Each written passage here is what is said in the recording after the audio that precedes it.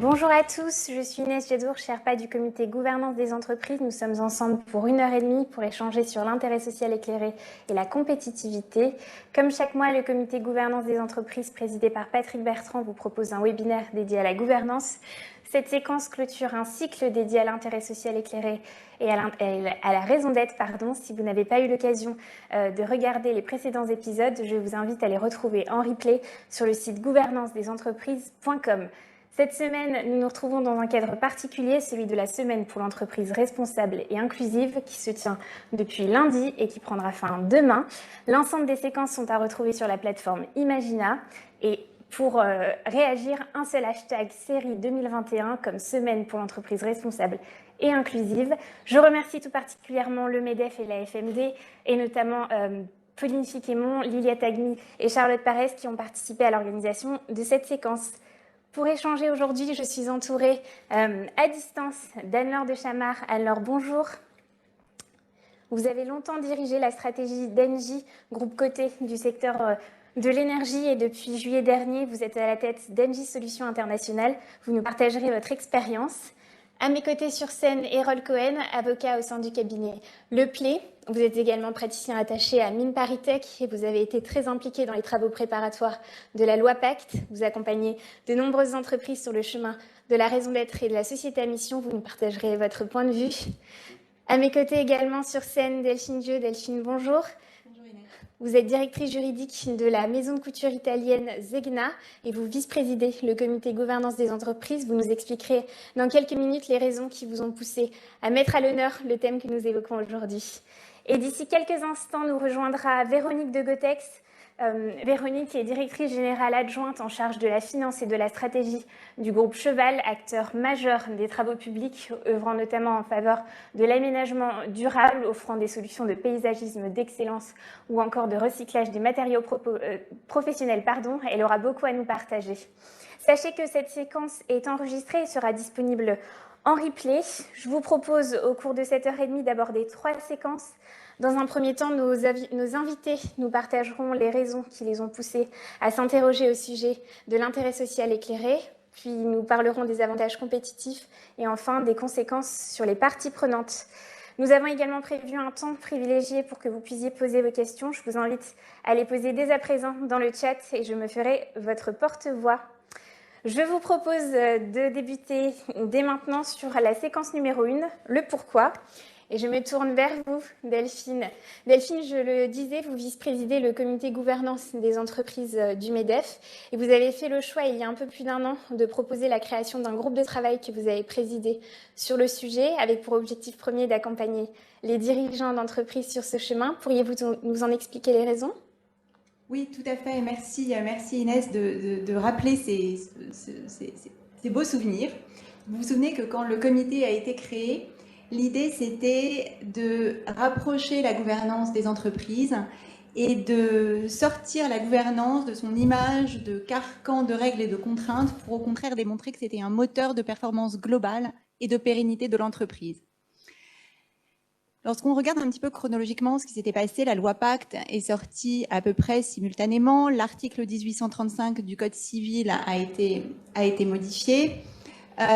Si vous vous souvenez, le premier sujet sur lequel nous avions travaillé de façon approfondie, c'était tout simplement d'identifier les principes clés de gouvernance. Il y a d'ailleurs eu un webinaire à ce sujet en avril avec un petit papier qui a été un guide pratique et interactif qui a été publié, je vous invite à le revoir sur le site.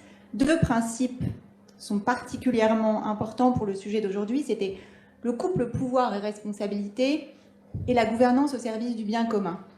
Et je pense que, vous savez que j'en suis absolument persuadée, je pense que ce sont des principes clés de gouvernance et que lorsqu'on regarde la loi Pacte, on se dit que finalement, la loi Pacte et ce qu'a fait le législateur et ce que fait le comité, c'est la même chose, nous portons le même message, mais avec 2 points de vue différents.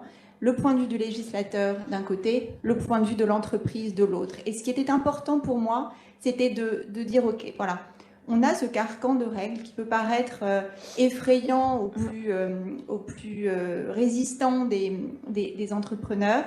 Peut-être que nous devons leur démontrer que ces règles, finalement, ne sont que des outils qui vont les aider à être plus efficaces, plus compétitifs, plus solides, plus résilients, qui est une qualité très importante aujourd'hui après cette terrible crise que nous vivons pour certains encore.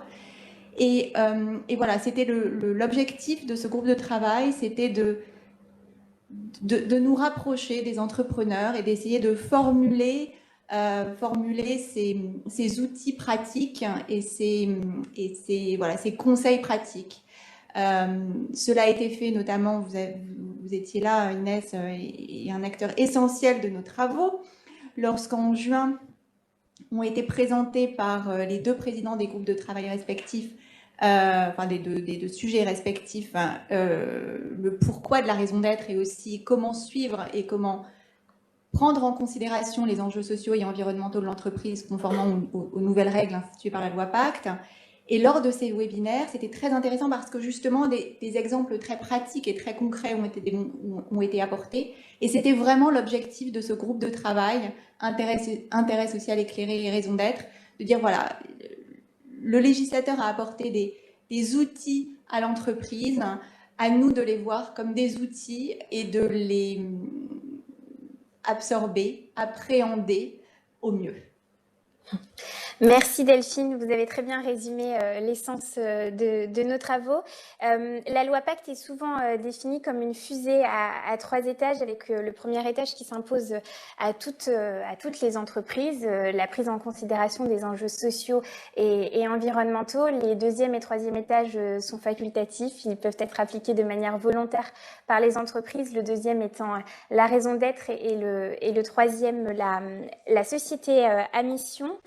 Je me tourne vers Anne-Laure qui est avec nous à distance. Anne-Laure, avant de prendre la tête d'Engie Solutions Internationales, vous avez longtemps dirigé la stratégie d'Engie. Est-ce que vous pourriez nous expliquer les raisons qui vous ont poussé à intégrer la prise en considération des enjeux sociaux et environnementaux à la stratégie de votre groupe, et puis peut-être également nous expliquer les raisons qui vous ont poussé à aller jusque ce deuxième étage de la fusée Pacte en vous dotant l'année dernière d'une raison d'être.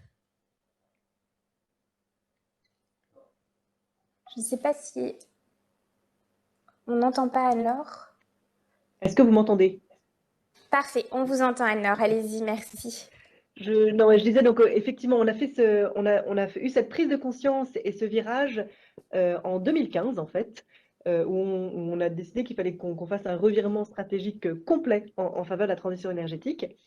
Et on a ensuite décidé d'accélérer après en 2020 en se dotant d'une raison d'être pour vraiment engager ça dans la durée et dans le concret de nos actions au quotidien. J'en parlerai tout à l'heure. Et donc en 2015, ce qui s'est passé, c'est qu'on avait un contexte environnemental qui devenait de plus en plus pressant sur les sujets les problématiques du dérèglement climatique, de l'environnement, avec un vrai push à la fois des États, avec les accords de Paris, mais aussi des villes, des territoires et de la population, où on sentait que voilà, il y avait vraiment une urgence et quelque chose à faire qu'il fallait démarrer. Nous, par rapport à ça, on était un groupe, on était un des plus gros producteurs d'énergie carbonée au monde. Et donc, il y avait deux choix. Ou bien on faisait partie du problème et on se laissait mourir petit à petit dans un monde qui avait vraiment un besoin urgent de se transformer par rapport à ça. Ou bien on décidait de faire partie de la solution et de changer complètement notre business model. Donc, c'est pour ça qu'en 2016, on a vraiment décidé de se dire, plutôt que d'être un producteur d'énergie, on va se transformer pour avoir une stratégie d'être un leader de la transition énergétique dans le monde. Donc on s'est désengagé, ça a été des choses assez fortes, hein, on s'est désengagé de toutes nos activités très très émettrices en CO2, hein, c'était 17 milliards d'euros d'activités dont on est sorti, qu'on a converti ou qu'on a vendu, des centrales à charbon, nos activités d'exploration-production, et on a réinvesti tout ça vraiment massivement dans des activités d'efficacité énergétique, les énergies renouvelables et tout ce qui est infrastructure énergétique très bas carbone. En 2020, on s'est dit, il faut qu'on aille encore plus loin et encore plus concret. Parce que ça peut être un gros shift qu'on peut faire d'un coup et puis décider qu'on va vers ça. Mais comment est-ce qu'au quotidien, on peut vraiment être sûr que c'est quelque chose qui va drainer notre façon de faire du business. Et donc c'est là qu'on a décidé d'inscrire d'inscrire ça dans cette raison d'être dans nos statuts. Hein, et donc notre raison d'être, c'est agir pour accélérer la transition vers une économie neutre en carbone par des solutions qui soient plus sobres en énergie, plus respectueuses de l'environnement, et que ça concilie la performance économique avec un impact positif sur les personnes et la planète. Voilà, l'objectif, c'était de rallier toutes les parties prenantes, à la fois internes et externes d'Engie, autour d'un objectif qui soit commun, qui soit responsable et qui soit engagé. Donc ça, concrètement, hein, je pense qu'on en parlera après, je pense plus sur très concrètement dans les chiffres, comment ça s'est traduit, quels sont les indicateurs qu'on a mis en place, quelles sont les choses qu'on suit pour être certain que ce ne soit pas juste des mots, mais quelque chose de vraiment, vraiment réel et de vraiment engagé dans nos actions au quotidien. Mais très schématiquement, notre changement de business model, c'est au lieu d'essayer de vendre le plus possible d'énergie à un client, on va essayer de faire en sorte qu'il consomme moins et mieux. Et ce sera ça notre mission principale. Au lieu d'être rémunéré sur la quantité d'énergie qu'on vend, et donc plus les gens consommaient, plus on gagnait de l'argent, aujourd'hui, plus ils économisent, plus ils font des économies d'énergie et plus ils consomment vert, plus nous-mêmes, on est rémunérés par rapport à ça dans un modèle gagnant-gagnant. Voilà, c'est un peu ça le shift qu'on a fait par rapport à nos métiers pour être en lien avec une raison d'être. Merci Anne-Laure pour ces explications très concrètes. Je me tourne vers vous, Hérol. Je le disais en préambule, vous avez été extrêmement actif lors des travaux préparatoires de la loi Pacte. Et pour vous, la France, avec cette loi, s'est dotée de la société commerciale du futur. Est-ce que vous pourriez nous exposer votre pensée ? Alors effectivement, merci Inès. En fait, oui, j'ai été actif en fait à partir de 2010 dans un groupe de travail qui s'est créé à Mines ParisTech au sein du Collège des Bernardins où une réflexion s'était posée sur la crise de 2008. Premier constat de cette crise de 2008, et c'est là parce que c'est intéressant pour comprendre tout ce que disent tous nos intervenants. Le premier constat de la crise de 2008, c'était un problème de gouvernance d'entreprise. Ce principe de gouvernance d'entreprise ne pouvait passer pour nous que par une étude des réussites et des défaites des entreprises pour comprendre comment elles avaient été. Le premier constat qui est arrivé, c'est que le mot entreprise n'existait pas en droit, très peu en économie. On se résumait à la société, et cette société, elle était tournée vers les actionnaires pour une distribution de dividendes. Alors moi, je peux donner un exemple qui est paru il y a très peu de temps, qui est assez significatif. Imaginez, je ne sais pas si vous connaissez tous les cahiers du cinéma. Les cahiers du cinéma ont été achetés par 2 personnes. Ils ont signé dans la semaine. Le lundi matin, toute la rédaction a démissionné. Qu'est-ce qui restait à ces gens? Du papier. Ils ont compris ce qu'était une entreprise. C'est-à-dire qu'une entreprise, c'était cette société commerciale qui s'achetait plus ses parties prenantes. Et quand on a fait ces constats-là, si vous voulez, on s'est dit il faut la moderniser. La moderniser, c'était quoi? Ça a été dit ici, hein, c'est-à-dire rapidement, les parties prenantes, il faut les prendre en compte. Il faut aussi prendre en compte l'écosystème. Et il faut prendre les problèmes contemporains que sont le social et l'environnemental. Pourquoi? Parce que l'entreprise, on s'est rendu compte que l'entreprise, et c'est un constat qu'on peut faire tous les jours, par sa puissance, devenait peut-être l'acteur, le meilleur acteur pour une nuisance sur le social et l'environnemental, qu'entre-temps, beaucoup d'innovations s'imposaient à elle. C'est ces innovations, ce qu'on appelle des innovations de rupture, et elle était là les bras ballants. Que troisième temps, les gens ne voulaient plus aller dans l'entreprise, c'est-à-dire qu'elle avait du mal à recruter. Et là, il fallait que, quand on est dans cette situation, c'est-à-dire que cette solution, c'était là qu'il fallait donner, justement, casser ces dogmes, donner un pouvoir et créer l'entreprise du futur qui, elle, à ce moment-là, leur permettrait et de prendre conscience et de créer le bouclier dont elles ont besoin. L'actualité, elle, ne nous fait que faveur. Engie est d'ailleurs à l'appui. Si je peux donner des grands exemples, on a vu dans la bataille Veolia-Suez, Engie était présente. Dans la bataille Veolia-Suez, tout le monde a exhibé sa raison d'être et sa mission. Tout le monde. Si vous prenez un des deals que Bruno Le Maire a déclaré comme un des plus beaux deals de l'année, c'est-à-dire la cession de Soufflet, de Soufflet à Envivo, le groupe coopératif, qui a une très belle société à mission, elle, qu'est-ce qu'a dit le patron de Soufflet? Il a dit ce n'est pas une cession, c'est une transmission. Vous voyez, les mots changent, tout change. Et aujourd'hui, Engie, toujours à l'honneur, vend sa filiale Equance. Tous les acteurs arrivent. Le premier, un des acteurs qui est un fonds d'investissement, dit tout de suite, si j'achète, je transforme en société à mission. Vous voyez, elle est rentrée dans le monde des affaires, la société du futur, elle est bien là. Merci Hérol. Effectivement, on abordera les avantages compétitifs à s'engager dans la séquence suivante. Véronique de Gotex nous a rejoint. Bonjour Véronique. Bonjour. Le groupe Cheval est la première entreprise de votre secteur à s'être engagée vers la société à mission. Pourquoi avez-vous fait le choix d'aller au bout de la fusée Pacte? Alors, effectivement, quand j'ai rejoint, c'était le groupe Cheval, venant de grands groupes et puis de cabinets. J'avais travaillé autour de la loi Pacte et je me suis aperçue en faisant, alors par le biais d'un LBO et d'un fonds sur cette société, qu'il y avait beaucoup de choses qui se faisaient au niveau de la RSE déjà. Alors bien sûr, on s'appelle TP, mais c'est pas du TP. Nous sommes des aménageurs engagés. Je dis nous parce que depuis, j'ai pris la direction générale, stratégie finance et un peu d'actionnariat. Et en fait, c'est un secteur, j'ai écouté effectivement l'intervention d'Anne-Laure Chamard et c'était très intéressant parce que même si on est beaucoup plus petit, les réflexions étaient un peu les mêmes. On est souvent perçu et parce qu'on est au départ, une activité extrêmement pollueuse, avec des activités qui impactent évidemment, qui ont un gros impact carbone. Et il y avait une vraie volonté. Alors on est dans c'est un entrepreneur familial et il y a des vraies valeurs avec une vocation sociale, mais aussi environnementale, parce que très ancrée sur un territoire. Donc là, on n'est pas du tout sur l'ampleur de groupes comme Engie, mais bien sûr territorial, ce qui va d'ailleurs dans le sens de la loi Pacte et des engagements que nous, on a pris. Et on s'est dit, finalement, on va aller pousser ces valeurs. Et quand on écoute ce qui était écrit, ce qui s'inscrivait dans l'entreprise à mission, enfin la société à mission, on s'est dit, mais c'est vraiment ce que l'on prône. Donc autant faire passer, non pas à l'acte, parce qu'on était déjà dans les actes, mais dans la démarche pour soutenir. À la fois parce qu'on souhaite afficher haut et clair que tout en étant dans une activité de nature impactante, on peut travailler de manière vertueuse. C'est ce que l'on fait.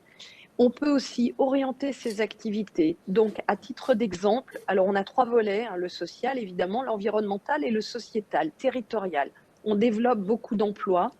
On a ce gros volet social de l'apprentissage. Écoutez, Monsieur Macron qui parlait justement, et puis Elisabeth Borne sur toute la partie apprentissage, c'est en train de se développer. Il y a une énorme réussite cette année. Nous, ça fait dans ce groupe 10 ans, 20 ans que c'est le cas, avec 90% d'une population. Alors à notre échelle, on a 10% d'apprentis, d'alternants, et on en embauche 90%. Donc vous voyez que c'est un vrai vivier. Ensuite, sur le volet purement environnemental, eh bien, on a commencé à travailler à l'impact. On a des activités de carrière, on a des industries d'enrobés, de ciment, etc. On fait de la R&D et ça coûte cher. On parlera aussi des moyens, mais pour travailler avec non plus des énergies fossiles, mais travailler avec des brûleurs bois. Donc, on a une grosse R&D. Et puis, on a lancé des activités extrêmement vertueuses de recyclage. On appelle ça déchetterie professionnelle, mais c'est du recyclage pour donner une seconde vie aux matériaux. Et globalement, il faut savoir que 90% peut se recycler, se retraiter, être réutilisé. Donc, on met vraiment nos efforts là-dessus. Et on a du paysagisme d'excellence. Et alors c'est pas pour dire paysagiste, c'est qu'aujourd'hui, il y a l'impact carbone. Comment on lutte? Déjà, en travaillant on a 800 moteurs thermiques, c'est pas beaucoup pour certaines entreprises, c'est beaucoup à notre échelle sur le territoire de la Drôme où nous sommes implantés. Eh bien, c'est déjà de changer l'énergie de nos véhicules. Donc, on est en train de passer nos véhicules au gaz vert, au biométhane. On crée on lance des activités de distribution de biométhane et on se pose la question d'aller plus loin vers de la production, mais bon, parce qu'il y a beaucoup de terres agricoles, mais il ne faut pas pervertir les systèmes non plus. Donc ça, c'est un volet, ça va faire baisser notre bilan carbone. Après, de manière plus globale aussi, c'est qu'on a des enjeux au niveau de l'environnement qui sont le carbone, c'est aussi l'eau, la préservation des ressources naturelles. L'eau, aujourd'hui, on en a trop ou pas assez. Eh bien, dans l'aménagement durable, on entend dire arrêtons de mettre du béton, ça va avec la désartificialisation. Donc, c'est tous les sujets stratégiques que l'on intègre. Et on les intègre dans nos activités en mettant des projets d'urbanisation qui prennent en compte cette ressource. Comment on évite les inondations, comment est-ce qu'on absorbe le trop-plein d'eau et comment est-ce qu'on fait des zones vertes qui récupèrent cette eau et qui permettent effectivement de créer des environnements beaucoup plus arboré. Alors, on embellit, mais surtout, on baisse le bilan carbone, parce qu'il faut savoir qu'un arbre ou des arbres, s'ils sont bien plantés, on baisse le bilan carbone jusqu'à 4 degrés, voire au-delà.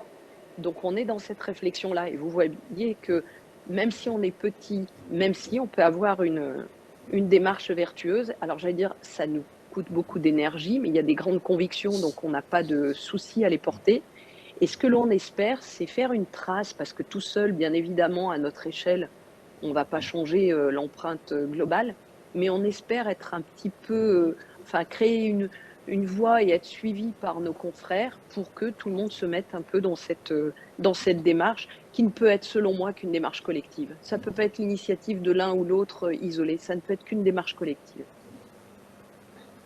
Je vous remercie Véronique, vous avez complètement raison et c'est tout à fait en lien avec les travaux que le comité a menés un peu plus en amont sur le long terme et on reviendra effectivement sur les conséquences sur l'ensemble de l'écosystème puisque s'engager peut être un apport pour l'entreprise mais aussi pour l'ensemble de ses parties prenantes. Sans plus attendre, je vous propose d'amorcer notre deuxième séquence sur les avantages compétitifs et la mesure. Delphine, le groupe de travail que vous avez présidé publiera d'ici peu ses travaux. Selon vous, il y a des avantages compétitifs à s'engager? Oui, et c'est formidable d'entendre. Alors déjà, lorsque nous avions commencé nos travaux et quand nous commencions à recueillir des témoignages, nous avions la confirmation pratique que notre intuition était la bonne et ce que nous entendons aujourd'hui ne fait que le confirmer. Alors si on essaie d'être un petit peu structuré sur les avantages en termes de compétitivité que ces 3 étages peuvent apporter, et si on commence par le premier, la prise en considération des enjeux sociaux et environnementaux, on peut se dire que cette la première démarche pratique que cela implique, c'est l'anticipation des risques. L'anticipation des risques, c'est l'anticipation des accidents au travail, c'est l'anticipation, bien évidemment, des conséquences du changement climatique. Toute cette anticipation, ça permet de rendre l'entreprise plus solide en diminuant les externalités négatives. Mais on peut aller plus loin en disant que il y a une compétitivité, il y a des avantages en termes de compétitivité positive, d'externalités positives que l'on tire de cette prise en considération et encore mieux d'une raison d'être. Parce que je pense qu'une raison d'être est quelque chose de très très important. Pourquoi ? Parce que en adoptant une raison d'être, une entreprise, comme un humain d'ailleurs, parce que je pense que c'est même important pour soi-même, on se définit un cap. Donc, en termes de direction d'entreprise, on gagne en efficacité, on gagne en lisibilité, on gagne en adhésion de ses employés, qui sont pour moi, c'est même pas une partie prenante, les employés, c'est une partie intégrée. Donc, on gagne en adhésion de ses employés, on gagne aussi en adhésion de ses parties prenantes. Cela se traduit en espèces sonnantes et trébuchantes quand on négocie un emprunt bancaire. On voit d'ailleurs, il y avait encore des articles la semaine dernière sur le sujet du succès ahurissant des green bonds qui permettent soit à des États, soit à des entreprises de diminuer les taux d'intérêt si elles atteignent sous condition d'atteinte d'objectifs sociaux et environnementaux relativement ambitieux et adaptés à leur activité. Évidemment, en termes d'attractivité des clients, des talents, et on sait aujourd'hui combien c'est difficile. Et d'ailleurs, je serais très intéressée d'entendre Madame de Cotex sur ce sujet-là et aussi Anne-Laure de Chamard sur savoir, voilà, en termes d'attractivité pour les talents qui sont si rares aujourd'hui, est-ce que c'était important et est-ce que cela a changé quelque chose ? Autre exemple d'externalité positive, c'est évidemment le soutien de ses actionnaires, parce que les investisseurs ne sont pas seulement des fournisseurs de capital, ils sont aussi des partenaires sur le long terme, si on les choisit comme cela. Je veux dire, je l'ai vu à l'époque où j'étais chez Schneider Electric, il est très clair que les ambitions sociales et environnementales, et je peux même parler des engagements d'une société qui affirme des ambitions fortes de ce point de vue-là, permet d'attirer des investisseurs plus long terme que l'affichage de simples objectifs financiers. voilà, je pense que j'ai un petit peu fait le tour des exemples, anticipation des risques, attractivité des clients, des talents. Est-ce que j'en ai oublié? Oui, la loyauté de ses partenaires. Et on a vu qu'avec le Covid, la loyauté des partenaires permettait de s'en sortir mieux que les autres parce qu'on a le soutien de ses bailleurs, on a le soutien de ses fournisseurs, on a le soutien de ses clients. Voilà, cela replace l'entreprise dans son écosystème. Cela rappelle que l'entreprise est plus solide. Et alors là, je vais même citer Antoine Frérot et Rodolphe Durand. Vous savez qu'ils ont sorti un livre la semaine dernière, L'entreprise de demain pour un nouveau récit. J'ai beaucoup aimé cet extrait qui était paru dans la critique publiée dans les Échos. Aujourd'hui, demain, dans les années à venir, nos entreprises n'existeront qu'en étant utiles à la société et c'est de cette utilité qu'elles tireront leur prospérité et la force d'avancer. Et je trouve que de lier la prospérité à l'utilité et donc au questionnement sur cette utilité qui se traduit par un outil très simple qui est la raison d'être, eh bien, l'entreprise peut générer ces effets très positifs. Merci Delphine, vous évoquiez le cap, la boussole.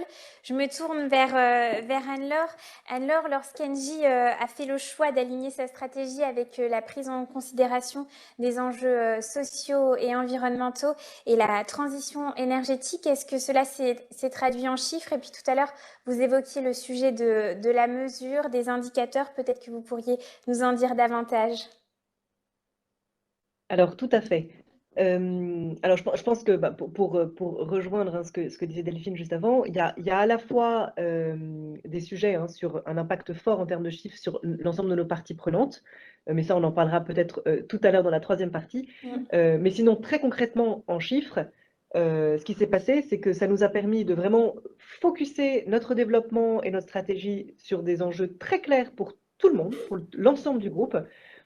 Et donc de pouvoir avoir une sorte de first mover advantage, parce que c'était quand même un revirement qu'on était un peu les premiers à faire, qui d'ailleurs au démarrage n'était pas très compris du marché, qui nous trouvait un peu fous de devoir d'arrêter les activités qui avaient de très fortes marges pour investir dans des activités qui à l'époque margeaient très peu. Je veux dire, le renouvelable en 2015 fonctionnait à coup de subventions et encore qui étaient très irrégulières. Donc il y avait un peu cette incompréhension du marché, et c'est là que je rejoins ce que disait Delphine, ce sujet de se dire, finalement, si on sait qu'on investit dans des activités qui de toute façon feront sens à très long terme, alors de toute façon, même si le marché ne l'a pas encore vu, le marché le verra et à terme se réalignera par rapport à ça. Et ça, ce First Mover Advantage, ça nous a vraiment permis d'investir très fort dans du renouvelable. On est devenu numéro 1 dans l'éolien en France, numéro 1 dans le monde, dans les réseaux de froid urbains qui sont beaucoup, beaucoup moins coûteux en énergie que les climatisations de bâtiments. Numéro 2 en Europe sur les bornes de recharge électrique, etc. Donc on a vraiment pu partir avant les autres sur un certain nombre de domaines. Ce que ça nous a permis très concrètement aussi, c'est de réduire du coup 60% nos émissions de CO2 en 4 ans. Et on continue.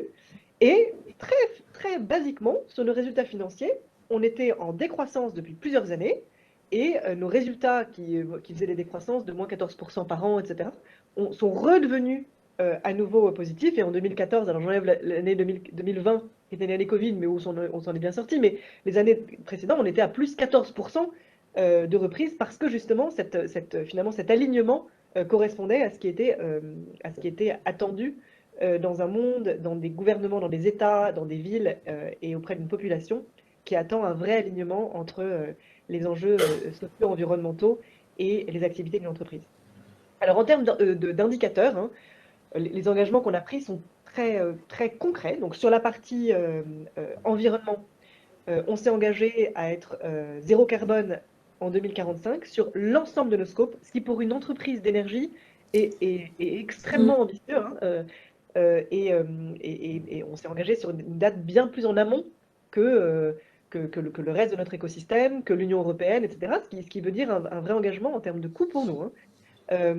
Et ça, c'est quelque chose qu'il fallait qu'on puisse prendre maintenant, parce qu'on est sur des cycles d'investissement tellement longs que si on investit aujourd'hui dans les actifs qui ne nous permettront pas d'être neutres en carbone en 2045, c'est fichu. Donc, il y a vraiment ça qui a dû se mettre en place dans toute la façon dont on fait du business. Donc, on a des budgets carbone avec une trajectoire carbone très précise qui suit le well below 2 degrés avec en fait une trajectoire carbone. On dit chaque année, on n'a pas le droit de dépenser de plus de tant de carbone pour arriver à la neutralité en 2045. Très concrètement, ça veut dire que pour chaque activité, on a un budget carbone à dépenser, tout comme les gens ont un budget de CAPEX, on a un budget de carbone. Et si jamais on a atteint notre budget de carbone, eh ben, on ne peut plus dépenser. Si jamais... voilà, donc il y a vraiment ça, et ça a un impact fort. Hein. Il y a des projets qu'on ne fait pas en se disant, bah, désolé, on n'a pas assez de budget carbone pour se permettre ce projet-là aujourd'hui. Donc c'est très concrètement mis dans notre façon de faire du business. On a également un prix du carbone qui est dans toutes nos décisions d'investissement. Donc on veut faire un projet qui est plus carboné qu'un autre, et ben c'est internalisé dans le prix. Et même si on est dans une région du monde qui n'a pas de prix du carbone, on en a mis un, nous, artificiellement, pour nous obliger à prendre des décisions qui prennent ça en compte. Et ensuite, très concrètement, on a des choses qui sont... on a mis des critères non financiers très forts dans les objectifs des 500... du top management, hein, du top 500 du groupe, avec des critères ESG qui font 35% du bonus des gens, hein, de leurs objectifs de profitabilité. C'est des critères ESG. Donc, c'est les émissions de CO2, c'est est-ce qu'on croît suffisamment vite dans le renouvelable, les enjeux de diversité, etc. Et donc ça, c'est un tiers hein, de ce qu'ils vont toucher. Et donc, c'est suivi de très près. Après, il y a aussi l'aspect people, hein, donc sur nos engagements par rapport à la société et pas que par rapport à l'environnement. Avec là une politique proactive très forte sur notamment la mixité, hein, la part des femmes dans le management du groupe. On est extrêmement très engagé là-dessus. Hein, on est la seule société du CAC 40 à avoir un CEO femme. Et on a des objectifs pour une société industrielle dans l'énergie qui donc naturellement a des viviers de talents qui sont assez masculins, d'arriver à un objectif 2030 de 50% de femmes dans le management du groupe. Et au moins 40% dans le COMEX du groupe, sachant que là, on y est presque. Hein. Donc, il y a un vrai sujet d'indicateurs très concrets, et ça aussi, c'est dans les objectifs bonus de tous les managers qui doivent recruter des femmes et promouvoir des femmes en manager, et ça fait partie de leur rémunération. Voilà, donc il y a des sujets, tout ce qu'il y a autour de la diversité, de l'inclusion, sur lequel on essaye vraiment de l'ancrer de manière très concrète dans les actions de tous les jours pour être en lien avec notre raison d'être sur l'environnement et la société. Voilà. Merci Anne-Laure, on le voit, c'est un engagement à 360. Vous avez évoqué notamment la question du coût. Alors on reste à distance avec Véronique. Véronique, tout à l'heure vous évoquiez le sujet du coût. Je ne sais pas si vous avez des éléments pour nous répondre, parce qu'effectivement on vient d'avoir le point de vue d'un grand groupe coté. Ce serait intéressant d'avoir également votre point de vue, Véronique, avant d'aborder le sujet de l'audit notamment. Alors oui, en termes de coûts, alors il y a bien sûr que ça représente. Alors moi j'aime bien faire la différence entre coût et investissement. Si on se dit que ça n'est qu'un coût, c'est qu'effectivement on veut couvrir le réglementaire et se mettre en conformité. J'ai plutôt envie de l'aborder, c'est voilà, de partir de certaines contraintes, parce qu'une société à mission, ce sont des contraintes, et de les tourner en opportunités. Alors on les a tournées en opportunités, et ça vous verrez à chaque étape, j'essaierai de vous montrer quels sont les engagements. Alors déjà, évidemment, si on regarde les collaborateurs et les talents, et puis ça me permettra j'étais très en ligne avec ce que Anne-Laure Chamard et puis Delphine également exprimaient, mais en termes de talents, on attire beaucoup plus de talents, on commence à le sentir parce qu'il y a du sens et des valeurs. Donc le fait de communiquer autour de ça, il y a un très gros volet communication, mais il ne faut pas que ce soit du greenwashing, hein. C'est vraiment de la communication profonde sur le sens, parce qu'on ne trompe pas les gens dans la durée. Donc, on lance, du coup, pour attirer ces talents aussi, beaucoup de démarches sur des projets transverses. Et pareil, cette culture du transversal et des projets, c'est à la fois motivant, ça prend aussi beaucoup de temps. Et une fois que c'est bien mis en place, on a le retour sur investissement. En termes donc on a lancé beaucoup de projets. Par exemple, on a du béton, on a lancé des initiatives de la R&D, innovation, InnoBéton, pour voir comment est-ce qu'on pouvait travailler sur du béton recyclé. Il y a des coûts, parce que quand on veut transformer toute sa flotte de poids lourds, etc., ou de moteurs thermiques en gaz vert, eh bien, il faut savoir aujourd'hui que la prime à la vertu, elle est très très chère. Hein. On s'achète vraiment cette vertu. Et il y a un surcoût de 30% qui est évidemment pas compensé avec le gain sur le combustible lui-même. Donc oui, on est obligé d'investir. Sauf que je viendrai après sur la chaîne globale, c'est qu'aujourd'hui, c'est un surcoût qu'on espère être un investissement parce qu'on a des clients, parce qu'il y a des territoires, on le voit bien qu'il y a des villes déjà qui ferment leurs portes aux moteurs diesel et aux poids lourds diesel. Donc ça va être aussi un droit d'accès, ça fermera des portes. À défaut d'être un gain immédiat, en tout cas, ça évitera de perdre des marchés, notamment nous qui fonctionnons aussi avec des pouvoirs publics. Il y a aussi des coûts parce qu'on investit dans de nouvelles activités. On est très économie circulaire. Donc, bien évidemment que dans notre trajectoire stratégique, il y a des gros investissements. Encore une fois, je vais utiliser le mot investissement. On va travailler une filière bois, par exemple, très à fond pour recycler le bois qui peut partir dans du évidemment dans le chauffage. Donc, il faut des gros équipements, des gros actifs, en tout cas à notre échelle. Donc tout ça, ce sont des coûts. Après, si on parle de coûts de la mise en œuvre de la démarche, oui, il faut un comité de mission, il faut des projets, donc des équipes dédiées, et donc toute l'agilité pour quand on a des moyens qui sont, même si on en alloue, mais qui sont limités, toute l'agilité, c'est d'être de mixer le développement stratégique avec cet enjeu de société à mission, mais j'allais dire de manière plus large, de couvrir les enjeux d'un environnement durable, du respect de l'environnement et de tous ces enjeux qui nous dépassent et qui dépassent le simple cadre de l'entreprise. Donc, c'est ce que l'on essaie de faire. Donc, on se dit qu'on investit de plus en plus. Et oui, on a revu notre trajectoire stratégique en revoyant aussi notre trajectoire carbone. Ça a infléchi la stratégie vers des activités plus d'économie circulaire, avec du recyclage, avec l'intégration de certaines activités où, par exemple, on va faire de la déconstruction, on investit dans la déconstruction de manière à pouvoir travailler des friches industrielles et ne pas artificialiser les sols. Donc, il y a ces coûts-là. Il y a le fait qu'on s'est fait accompagner par un organisme, évidemment, tiers indépendant, qui est celui qui nous auditera dans quelques mois. On a fait le choix d'avoir aussi une mission de conseil avec une sorte de revue critique. Tout ça, ce sont des coûts supplémentaires, hein, bien évidemment, mais on espère qu'à terme, il y aura un retour. Alors, on le mesure aussi, on a beaucoup d'indicateurs. Alors, je vais peut-être couvrir ces aspects-là.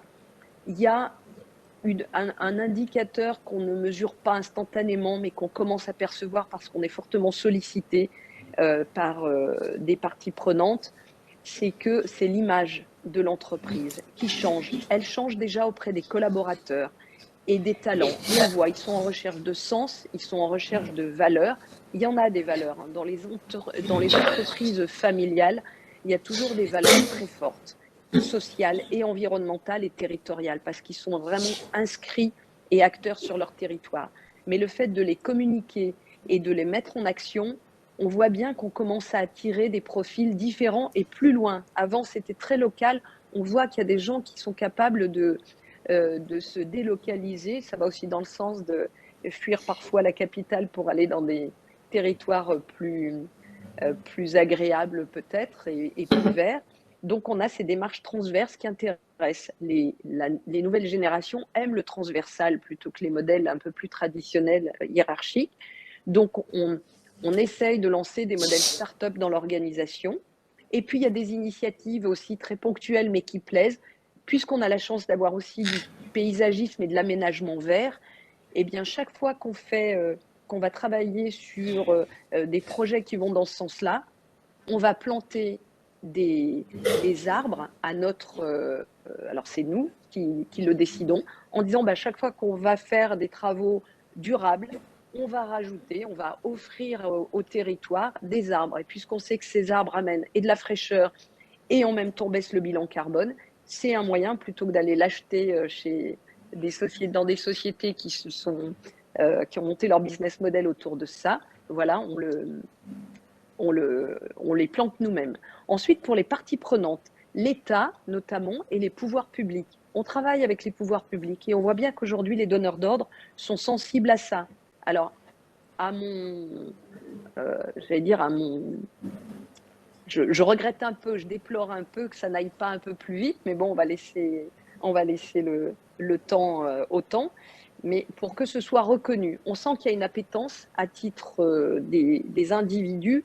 Les modèles ne suivent pas encore complètement, mais on voit quand on répond qu'il y a déjà de plus en plus de volets qui touchent autour de l'environnement et de cet engagement à mission. Donc forcément, ça œuvre dans le bon sens et on se dit que c'est aussi une sorte d'investissement ou de différenciation. Auprès des clients, c'est pareil. De plus en plus, ils exigent des gens comme Engie, mais aussi d'autres, exigent qu'on soit dans une démarche vertueuse, RSE, remplir certains aspects de compliance ou d'environnement. Bon, bah là, au moins, c'est clairement affiché. Des fournisseurs, c'est pareil. Et nous, on le fait avec nos fournisseurs. On demande à ce qu'ils soient aussi vertueux de manière à intégrer la chaîne. Pour les collaborateurs, je vais dire que c'est aussi une croissance durable dans les deux sens. Durable parce qu'on travaille l'environnement, mais durable aussi parce qu'on le fait en le liant à la stratégie. Et je rejoins ce qui a été dit précédemment, c'est qu'on ne peut pas, en tout cas moi j'ai stratégie et finance dans mon périmètre et l'entreprise à mission, on ne peut pas déconnecter l'économique de cet environnemental et de ses grandes vertus. Donc il faut le faire de manière très pertinente en se disant comment est-ce que tout ça, ça peut générer à terme une rentabilité pérenne. C'est là-dedans qu'on s'est inscrit. Ce qui m'amène au dernier volet qui est le financier, puisque vous en avez parlé, c'est de lier ça à l'intérêt économique. Parce que si on veut que l'entreprise dure, bien évidemment, il faut qu'elle vive et qu'elle arrive à générer une rentabilité. Et on voit qu'aujourd'hui, tout le monde s'inscrit là-dedans, puisque nous, on a fait entrer des investisseurs, dont BPI, qui est la banque du gouvernement, et qui s'est intéressée, et pas que. Et on a eu la sollicitation de nombreux fonds verts. Et on voit qu'aujourd'hui, il y a de plus en plus dans les milieux financiers dans lesquels j'ai un peu œuvré, qu'il y a ces fonds verts et qui sont des fonds long terme par rapport à d'autres fonds qui cherchent de la rentabilité et des cycles plus court terme. On est vraiment dans ce devenir. Et enfin, je conclurai avec le dernier volet qui est la taxonomie, où on va sortir des rapports non financiers et financiers qui lient les deux avec l'identification de tous ces projets, de tous ces chiffres d'affaires. Donc on voit bien que quelque part, ce qui est parti, c'est une mécanique où, allez, on n'a pas d'autre choix que d'y aller. C'est un peu les entreprises sont quelque part le bras armé de l'État et de ce qui doit se faire. C'est évidemment une responsabilité individuelle, collective et d'entreprise. Et c'est vrai qu'aujourd'hui, si on est dans une entreprise, on sait que ça coûte, on sait qu'on va tout faire pour que ce ne soit que des investissements à terme, et en tout cas que ça soit le moyen de durer, d'être durable et de pérenniser nos entreprises et de pérenniser, allez, on va dire la planète, on va utiliser ce mot, et l'environnement pour les générations actuelles et futures. Ça semble un peu idéaliste, mais croyez-moi qu'on est sur le terrain et qu'on veille et qu'aujourd'hui, les chiffres confirment que même en étant vertueux, on peut être rentable. Merci Véronique. Vos trois interventions, à la fois celle de Delphine, Anne-Laure et la vôtre, sont très complémentaires puisqu'elles démontrent effectivement que ça devient un sujet inévitable et qu'il peut être vecteur de croissance. On vient d'évoquer le sujet financier et Roche, je me tourne vers vous. Il y a aussi, lorsqu'on fait le choix d'activer l'ensemble des possibilités de la loi Pacte, des avantages compétitifs juridiques, notamment d'anticipation des risques à s'engager. Alors, j'ai pas envie de vous décevoir tout de suite, mais la loi Pacte ne dit rien. Elle est très très laconique. C'est d'ailleurs pour ça que les gens, je veux dire, se sont lancés dedans d'ailleurs, parce qu'elle était simple à comprendre. Non, c'est l'unité de l'art, c'est ce qu'on vient de dire pour les entreprises qui sont en train de le créer. Je veux dire, on le comprend très bien. On a entendu Véronique, on a vu à quel point c'est rentré dans son business model, mais à l'intérieur d'elle aussi d'ailleurs quand elle en parle. Donc là, elle a cette force, vous voyez, quand elle en parle. Mais moi, si je devais rester praticien du droit et ce qu'on est nous aujourd'hui, c'est-à-dire que quand on rédige des raisons d'être, des missions, quand on fait des comités de mission, et à nos clients, on dit d'être très sensible et de ne pas sous-estimer ces trois étages de la fusée de la loi Pacte, et notamment l'article 1833 du Code civil, qui a été évoqué tout à l'heure. Cet article 1833 du Code civil qui dit qu'il faut prendre en considération les enjeux sociaux et environnementaux. À mon sens, aujourd'hui, si on le sous-estime, on risque effectivement de ne pas trouver le bouclier qu'on recherche. Ce bouclier est trouvé, à mon sens, si on fait un très bon travail en matière de raison d'être et de société à mission. Puisqu'on sera dans le cadre de notre activité, on pourra le faire. Je considère qu'il faut le faire avec précision à ce moment-là, parce que c'est comme ça qu'on obtiendra ce bouclier pour les entreprises. Il faut imaginer, nous aussi, en surplus de tout ceci, on fait une surveillance aujourd'hui sur tout ce qui se passe, sur les raisons d'être qui sont publiées, les sociétés à mission, l'actualité dans un site qui s'appelle sociétéamission.com. La communauté des entreprises à mission fait la même chose. Nous, on lit l'actualité à tout ceci, l'actualité économique. Et justement, on peut comprendre ce que dit l'économie vis-à-vis de ce qui se passe aujourd'hui et des travaux qui sont faits aujourd'hui. Alors, on peut constater effectivement que certaines entreprises qui ont été un peu hâtives dans leur démarche, qui ont été un peu vite, et c'est très bien d'ailleurs, il y a eu un élan qui est magnifique, hein, il faut avouer. Aujourd'hui, elles veulent muscler leur raison d'être, veulent muscler leurs engagements parce qu'ils se rendent compte que finalement, ce qu'ils ont promis n'est pas assez par rapport à ce qu'ils sont en train de faire. Bah, vous voyez qu'on est bien rentré dans le business plan de l'entreprise, vous voyez, ça y est, on est dedans. On est en plein dans le business plan d'entreprise. Rappelez-vous aussi de ce qu'étaient les problèmes de la RSE avant, qui se disaient toujours, mais moi je suis à côté de l'entreprise. Vous voyez ? Donc là, vous voyez, on vient de passer un cap. Ce cap, les entreprises viennent de vous le donner. Et le droit, lui, de toute façon, aujourd'hui, ne s'exprime pas énormément, il faut avouer. Mais ma casquette d'avocat, là, je dis qu'il faut un peu de vigilance. Voilà. Il faut être vigilant. Ce n'est pas parce que ça s'appelle une fusée à 3 étages que c'est quelque chose de très gentil. Il faut comprendre ce qu'il y a derrière. Voilà. Et vous avez complètement raison, et je vous inviterai, lorsque le guide du groupe de travail présidé par Delphine sera publié, à le lire avec attention, parce qu'on évoque notamment les risques, et puis l'engagement est engageant, donc il faut effectivement faire attention à ce que l'on écrit et à ce que l'on fait. Merci à tous les quatre. Je vous propose d'aborder notre troisième séquence, quid des parties prenantes, et je me retourne à nouveau vers Véronique. Alors Véronique, vous avez largement abordé le sujet des parties prenantes juste à l'instant en expliquant qu'elles attendaient beaucoup des entreprises aujourd'hui. Votre groupe est implanté en région Auvergne-Rhône-Alpes. Avez-vous perçu l'effet de vos engagements sur vos parties prenantes locales notamment? Voilà. Oui, je crois qu'on a un souci de connexion. Véronique. Merci beaucoup à Erol pour son... Ah, oui, allô? C'est bon, on vous entend, pardon, allez-y. Vous m'entendez? On peut arrêter à Erol. D'abord, je rappelle d'avoir l'engagement. C'est vrai que quand on commence à se pencher sur tout ce qui est entreprise à mission, on a vite tendance à s'emballer, en tout cas moi, parce que je crois vraiment au sujet. Et alors, pour les parties prenantes, il y a deux volets. Par contre, j'ai changé d'endroit, ça va faire du bruit. Je vais essayer de me mettre un peu plus à l'abri. Désolée. Donc, sur les parties prenantes, je disais, il y a l'engagement des individus. Donc, on voit que très clairement, on a mobilisé les équipes, on a mobilisé les individus. On a fait un gros événement où on a attiré pas mal de monde. Et on a senti on va appeler ça la sensibilité des élus sur le territoire. Alors nous, on a essayé sur le territoire, bien évidemment, Rhône-Alpes-Auvergne. Et derrière, après, il y a comment est-ce que ça se traduit, puisque ça, c'est votre question. Eh bien, comment ça se traduit, aujourd'hui, c'est un petit peu lent. On aimerait qu'il y ait un petit peu plus d'action. Ça y est, je me suis mis plus au calme, je suis désolée. On aimerait qu'il y ait beaucoup plus de traduction sur le terrain, mais on sent que ça commence. Simplement, encore une fois, je vous le disais, les modèles évoluent beaucoup plus lentement. Les mentalités évoluent très vite sur ces sujets-là. Je suis assez d'accord avec ce que disait Erol précédemment. Ça évolue vraiment très vite. C'est les modèles et les systèmes administratifs et les systèmes, tout l'écosystème qui évolue un tout petit peu plus lentement, mais c'est en train de bouger. Nous, concrètement, il faut faire de la communication, il faut faire savoir. Pas faire savoir qu'on est une société à mission, mais donner, ce qui manque un peu, c'est de la lisibilité. Qu'est-ce que ça veut dire, société à mission? Qu'est-ce que ça sous-entend? Donc, il faut faire un peu ce travail pédagogique que l'on a fait.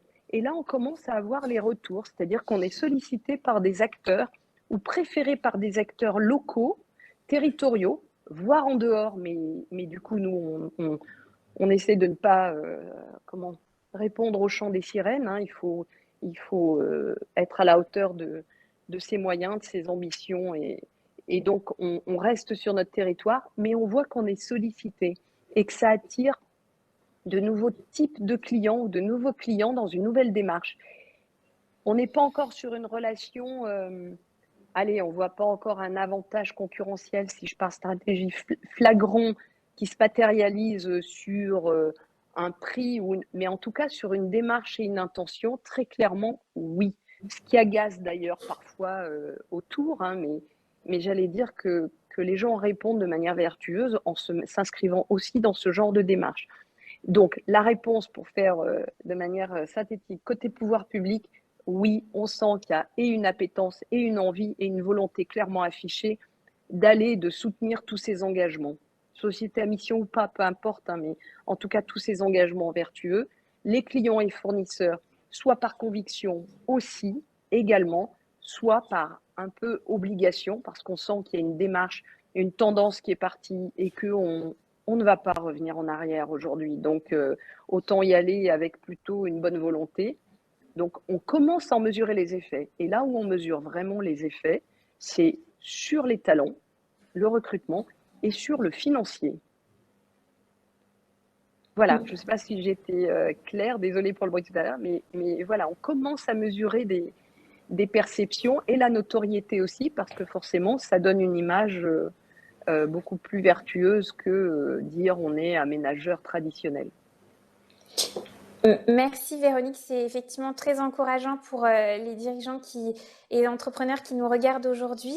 Erol, finalement, quand on écoute l'ensemble des intervenants aujourd'hui, alors s'engager à la fois sur le premier, le deuxième, et puis même aller jusqu'à la société à mission, c'est recréer de la confiance dans l'écosystème. Ah oui, on vient de vous le dire, hein, on est passé des promesses aux engagements. Mm. Donc, si on passe de ces promesses aux engagements, effectivement, déjà dans la construction d'une société à mission, on voit bien c'est une co-construction déjà, vous voyez, donc ça change. Si vous imaginez demain quel est le mode de raisonnement qu'ont pris, que ce soit Anne-Laure, que ce soit Véronique, ils ont tous parlé de la même chose, c'est-à-dire qu'ils ont mis de la cohérence dans leurs actions. C'est-à-dire qu'ils ne pouvaient plus être incohérents. Et qu'est-ce qu'ils font quand ils font de la cohérence? C'est-à-dire qu'ils vont créer des co-engagés, c'est-à-dire des gens qui vont travailler avec eux. Voilà. Vous savez, ça c'est le début, vous savez, vous partez sur un début de l'innovation, si vous voulez. C'est les débuts de l'innovation. Vous voyez, on y arrive à la société à mission, vous voyez. On est exactement dans le champ de la société à mission. Mais vous savez pourquoi? Parce que pendant longtemps, l'entreprise, alors je suis au MEDEF et je peux me permettre de le dire, hein, c'était un indéterminé financier de l'entreprise. Quand vous allez voir un banquier, il vous dit, bah, je sais pas, je vais donner de l'argent à une entreprise, je sais pas si elle va en gagner, je sais pas si elle va en perdre, je sais pas, on sait pas. C'est cette chose-là. Comment justement, on s'était dit à ce moment-là, et on se dit toujours, comment rétablir la confiance? La confiance, elle va se rétablir en cassant la défiance qui va être prise et on va y remettre tout de suite une confiance vis-à-vis de l'entreprise, mais surtout de sa gouvernance. Et ces deux polarités de confiance qu'on va rapporter dans la société à mission, elles vont permettre des exemples simples. Si vous prenez l'État en général, il prenait toujours la relation capital-travail. Il vous disait, je vous donne de l'argent, gardez le salariat. Aujourd'hui, il ne va plus vous poser la question de garder le salariat. Il sait que c'est inscrit dans votre business model. Donc lui, il va aller dans un système de confiance. Véronique le dit elle-même, elle est dans un territoire. Imaginez, je pense que la plus grande crainte que pourra avoir aujourd'hui dans le bâtiment, les territoires, on va le dire, ce sont ces grandes constructions qu'on appelle les éoliennes. C'est très bien quand ça fonctionne. Imaginez si demain cette éolienne s'arrête et elle devient un point mort dans le paysage. Qu'est-ce que veut le maire du village? Qu'est-ce que veut le département? C'est que les engagements soient pris, que la feuille de route soit claire, que tout le monde sache ce qu'il faut faire si cela arrive. C'est ça la société à mission. C'est-à-dire que les engagements vont passer de l'un à l'autre. Les mairies auront exactement le même raisonnement. Un banquier, aujourd'hui, prendra le même raisonnement. Regardez, tout l'argent qui vient vers la finance verte va commencer à prendre la finance business verte. Donc, si vous voulez, tout est en train de se construire pas à pas, tout est là. Donc, il suffira à ce moment-là de les prendre et de pouvoir les faire travailler ensemble. Et je pense que de toute façon, de société à mission, elles se reconnaîtront toutes entre elles. Vous voyez ce que je veux dire? Donc, elles travailleront ensemble. Voilà. Merci Erol. Delphine, on vient d'entendre le témoignage de Véronique qui a été jusqu'à la société à mission. Est-ce que pour avoir un impact positif, il faut aller jusqu'au 3e étage de la fusée Pacte, ou est-ce que s'arrêter avant est quand même gage de confiance, de croissance? Oui, alors je pense effectivement que moi je fais partie de ceux qui voient la société à mission comme un un univers tout à fait particulier qui ne doit pas être banalisé. C'est un engagement tout à fait spécifique des entreprises qui ont décidé d'adopter ce statut. Et on le sent d'ailleurs très fort avec le témoignage de Véronique. C'est vraiment une transformation, une vraie réflexion profonde sur sa stratégie, sur plein de choses. L'étage d'en dessous, qui est celui facultatif également de la raison d'être, pour moi, offre cette même possibilité d'apporter, avec un engagement moins fort, moins intégré que celui de la société à mission, mais qui est déjà très puissant en termes de mesure des effets positifs sur son écosystème et mesurer son utilité. Et je pense, cela dit, et j'entends très bien ce que disait Véronique tout à l'heure, de dire, mais pour... voilà, un moment où on nous demande des preuves de ce que l'on dit. Et c'est ce qui caractérise justement la société à mission. Il y a aussi des sociétés qui ont adopté une raison d'être, et l'exemple d'Engie qu'exposait Anne-Laure de Chamard était très clair de ce point de vue-là, qui ont associé à leur raison d'être, à leur purpose, comme on dit dans le langage anglo-saxon, qui ont associé des indicateurs. Et c'est une démarche qui, pour moi, est indispensable parce que affirmer une raison d'être et se fixer un objectif dans le futur sans s'engager sur des indicateurs mesurables, transparents, déclarés, suivis et dont on peut expliquer pourquoi on a divergé de la même façon qu'on explique ces divergences par rapport au budget financier. J'aimais beaucoup aussi cette analogie avec le budget carbone. Je trouve ça génial. Il faudrait même un budget ressources humaines parce que ça aussi, ça fait partie des ressources qui ne sont pas complètement illimitées. Eh bien, du coup, je trouve effectivement très important de se dire que lorsque la société a décidé de se doter d'une raison d'être, eh bien, elle se dote aussi d'un corps d'indicateurs. Alors, à chaque activité, son purpose, sa raison d'être, mais à chaque activité, à chaque société aussi, ses indicateurs pertinents. Et là, je pense qu'on peut tout à fait utilement renvoyer à un autre webinaire qui avait eu lieu en juin où Bruno Roche, qui dirige un think tank sur le sujet, s'était exprimé et avait de façon très très claire exposé le fait que la définition d'un purpose était un outil essentiel de la stratégie de l'entreprise parce que ça lui permettait de mesurer son impact sur l'écosystème qui était tout aussi important que son impact financier, qui sont des choses complètement imbriquées l'un dans l'autre.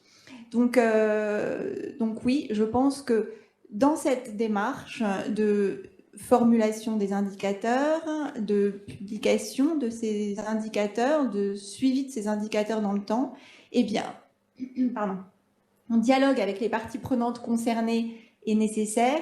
Et alors on peut parler du dialogue social pour certains indicateurs, le dialogue avec les fournisseurs, le dialogue avec les actionnaires, le dialogue avec les banquiers, le dialogue, voilà.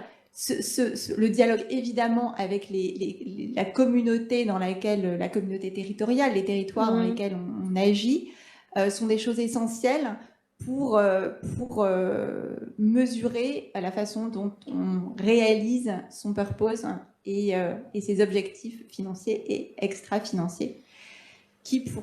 Alors, je me disais tout à l'heure qu'on pourrait renommer la semaine de l'entreprise responsable après ce séminaire, la semaine de l'entreprise responsable, inclusive et profitable.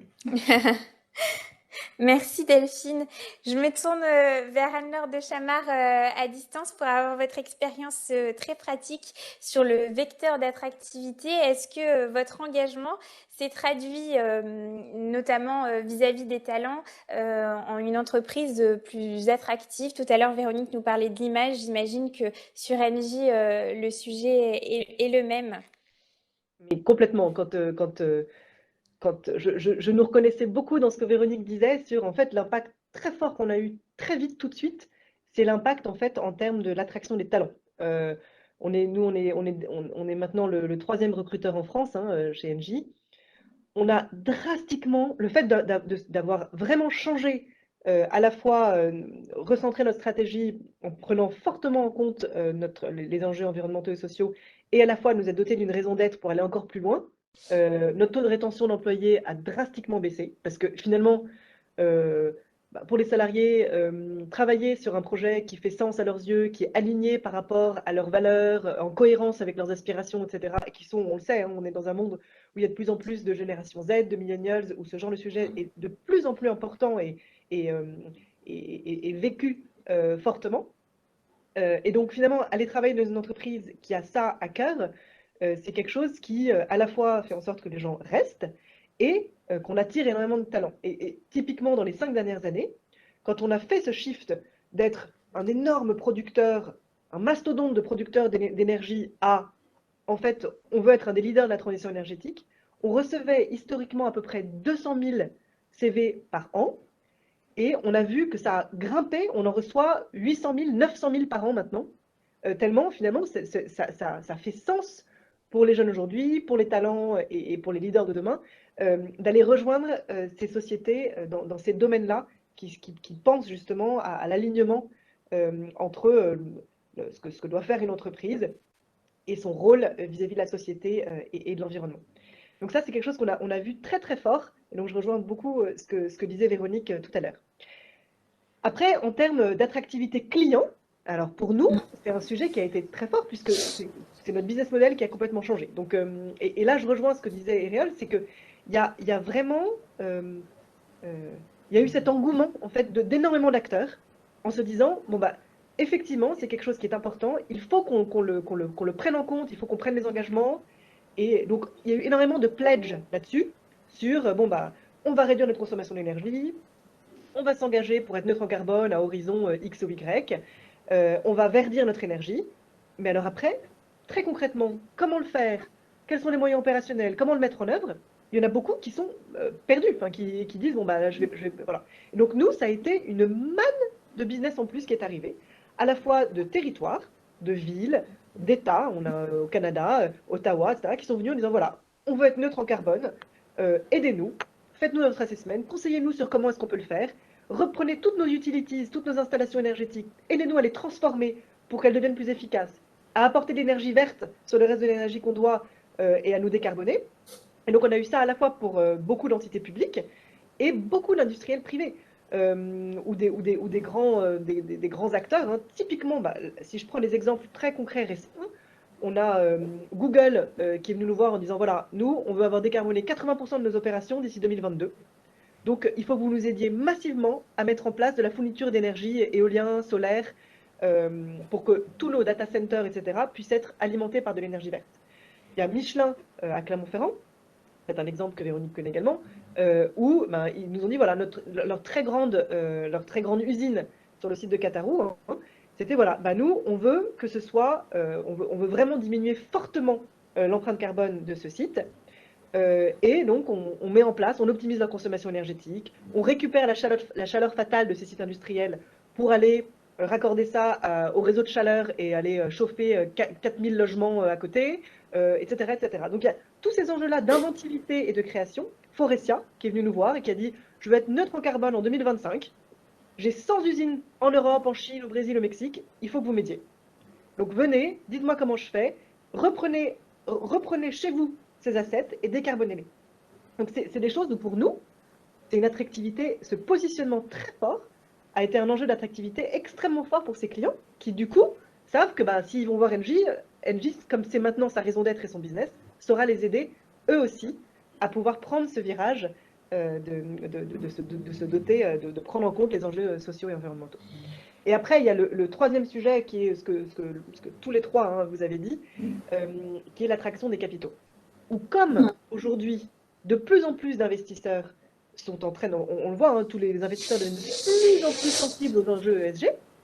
Je sais qu'il y a un pourcentage qui dit que les investisseurs institutionnels qui prennent en compte les facteurs ESG dans le fait ou non d'investir dans des assets, c'est passé de à peu près 20% il y a encore quelques années, hein, même en 2019, on était encore très très bas, et d'un coup, là, ça a dépassé les 70% cette année. Tout cet enjeu de réputation, etc., a bien dépassé maintenant les enjeux de rendement.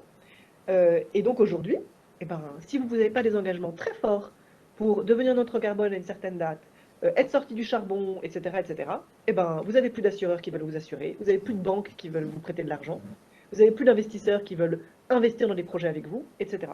Donc ça, c'est un sujet où vraiment, on devient beaucoup plus attractif. On est devenu du coup le premier émetteur de green bonds, donc qui sont justement pour financer des projets à impact écologique. Et ça, mais ça nous permet un accès à un financement beaucoup moins cher, parce que on s'engage à investir dans des projets verts avec ça. Donc voilà, donc ça permet finalement une vraie attractivité. Et pour nous, c'est important. Si on n'a pas les moyens de pouvoir investir, on n'arrivera à rien. Donc voilà. Donc pour rejoindre, c'est nos collaborateurs, les talents, nos clients, privés et publics, et nos investisseurs. Merci Anne-Laure, de quoi convaincre, j'espère, nos auditeurs de se lancer. Alors, il nous reste un petit peu de temps pour aborder le sujet des questions-réponses. On a reçu quelques questions de la salle. Alors, Anne-Laure l'a abordé tout à l'heure rapidement, mais peut-être que vous voudrez répondre plus en détail. Un auditeur s'interroge, est-ce que la raison d'être a pu être un atout pendant la crise ? Alors, oui, complètement. Déjà, il y a eu, typiquement, on sait qu'il y avait, par exemple, des mises en chômage partiel, des choses comme ça qui ont pu être des outils qui ont pu être mis en place. Et typiquement, Engie, on s'est dit, en fait, on a une responsabilité sociale très forte, et donc, on va minimiser au maximum la mise en chômage partiel, parce que c'est notre responsabilité d'employeur où on a la chance d'avoir les moyens de pouvoir s'offrir de faire attention à ça. Et donc, c'est typiquement des choses sur lesquelles, si on n'avait pas cette raison d'être forte, de dire comment est-ce qu'on peut avoir un impact bénéfique sur la planète et les personnes, qu'on aurait peut-être moins pris en compte d'une manière aussi forte. Il y a aussi eu tous les aspects pendant la crise, de se dire, bah voilà, il va falloir que, pendant cette crise, on avait des moyens plus limités.